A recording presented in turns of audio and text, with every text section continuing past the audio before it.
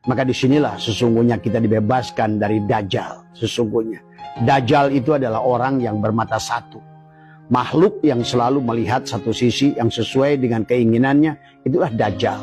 Di dalam kehidupan ini adalah Allah berikan dualitas tadi semua, ya, antara miskin dan kaya, antara menang dan kalah, antara untung dan rugi, ya, antara mati dan hidup, dari semua, antara surga dan neraka. Cuma kebanyakan manusia adalah selalu mencari surga dan takut neraka, maka dia akan datang neraka. Pada saat manusia adalah malah takut dengan rugi dan ingin untung, maka yang datang adalah rugi. Pada saat manusia ingin hidup, malah kebanyakan orang yang ingin hidup itu malah datang mati. Maka disinilah yang harus kita pahami. Maka seharusnya kita bukan milik hidup, kita bukan milik mati. Dorro wala naf'an wala mautan wala hayatan wala nusuro. Harusnya kita ini adalah bebas dari dualitas. Kita milik Allah. Kita bukan milik lapang maupun milik sempit.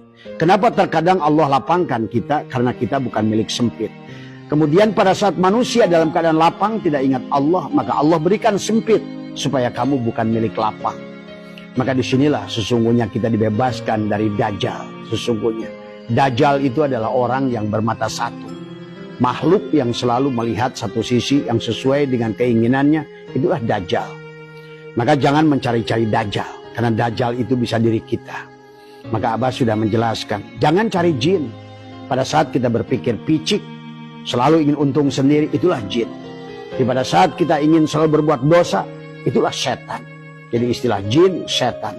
Pada saat kita sudah terbebas dari setan, yang terbebas dari perbuatan dosa, kita masuk dalam ahli ibadah, kita merasa lebih baik dari orang lain, itulah iblis. Jadi iblis itu adalah sesuatu yang merasa lebih baik dari orang, lebih soleh dari orang, lebih mulia daripada orang, bahkan merasa lebih benar daripada orang. Itulah iblis tadi semua. Maka itulah kita kembalilah. Maka Abah selalu mengajak kepada kita adalah tawadu pada kita, dan kita Allah menyuruh kepada kita tobat. Kenapa tidak mau tobat sesungguhnya?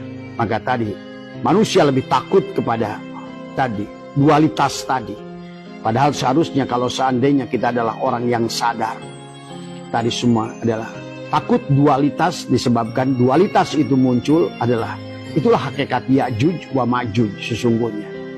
Sesungguhnya harusnya dalam hidup ini ada kulliyun, ada zuziyun. Manusia harusnya kembali pada kul, bukan pada zuz. Tadi semua, ya. Untung itu zuz, rugi juga zuz, tapi kulnya itu Allah. Tadi semua. Lapang itu zuz, sempit juga juj. Allah lah kulnya. Surga itu juj, neraka juga juj. Maka jangan sampai kita lari kepada Ya'juj maupun Ma'juj. Sama saja berarti kita adalah takut dari makhluk menuju makhluk. Maka itulah saya ingatkan kepada kita, la tarhal min kaunin ila kaunin fatakuna kahimari roha. Orang yang pergi dari satu juj menuju juj, itulah yang akhirnya dia terseret pada Dajjal. Karena pada saat dia menyukai untung dan membenci rugi, dia berarti hanya bermata satu, tidak mampu melihat Allah di dalam rugi. Maka dia sudah menjadi Dajjal. Pada saat orang itu melihat surga, tapi dia memicingkan mata seolah-olah neraka itu bukan milik Allah, maka dia berarti terjebak dengan Ya'juj wa Ma'juj. Maka akhirnya dia menjadi Dajjal bermata satu, mencintai surga dan membenci neraka. Padahal tidak ada surga tanpa neraka, tidak ada sehat tanpa sakit. Dari mana kau ngerti sehat kecuali dari sakit? Dari mana kau tahu surga kecuali dari neraka? Dari mana kau tahu menang kecuali dari kalah? Maka tadi banyak orang yang ingin lapang. Itulah kenapa Allah katakan di sebalik kesulitan ada kemudahan. Artinya di sebalik neraka itu ada surga. Di sebalik tanjakan itu adalah ada pudu.